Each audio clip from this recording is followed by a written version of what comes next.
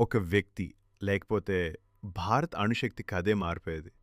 ఆ వ్యక్తి హోమీ భాబా. అతను ప్రతిపాదించింది 3 దశల అణుశక్తి ప్రణాళిక. మొదటి దశ యురేనియం రియాక్టర్లు. ఇవి ప్లూటోనియంను ఉత్పత్తి చేస్తాయి. రెండో దశ ఫాస్ట్ బ్రీడర్ రియాక్టర్లు. ఇవి మరింత ఇంధనాన్ని తయారు చేస్తాయి. మూడో దశ థోరియం ఆధారిత రియాక్టర్లు. ఇది భారత్ను శాశ్వత అణుశక్తి దేశంగా మార్చే దారి.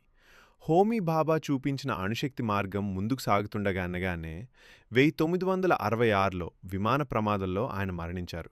ఆయనకు బలమైన మద్దతిచ్చిన జవహర్లాల్ నెహ్రూ కూడా అప్పటికే మరణించారు. అదే సంవత్సరంలో ప్రధాని లాల్ బహదూర్ శాస్త్రి కూడా అకస్మాత్తుగా మృతి చెందారు. అయినా ఆ కల అక్కడే ఆగలేదు. 1974లో ఇందిరాగాంధీ నాయకత్వంలో పోఖ్రాన్లో స్మైక్లాన్లో స్మైలింగ్ బుద్ధ అణు పరీక్ష జరిగింది. తర్వాత 1998లో అటల్ బిహారీ వాజ్పేయి నాయకత్వంలో పోఖ్రాన్-2 పరీక్షలతో భారత్ ప్రపంచానికి తన అణుశక్తిని చూపించింది. కానీ ఒక ప్రశ్న ఇంకా మిగిలే ఉంది.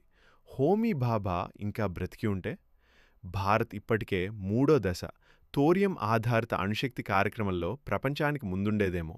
ఎందుకంటే థోరియం నిల్వలు ప్రపంచంలోనే అత్యధికంగా భారత్లోనే ఉన్నాయి.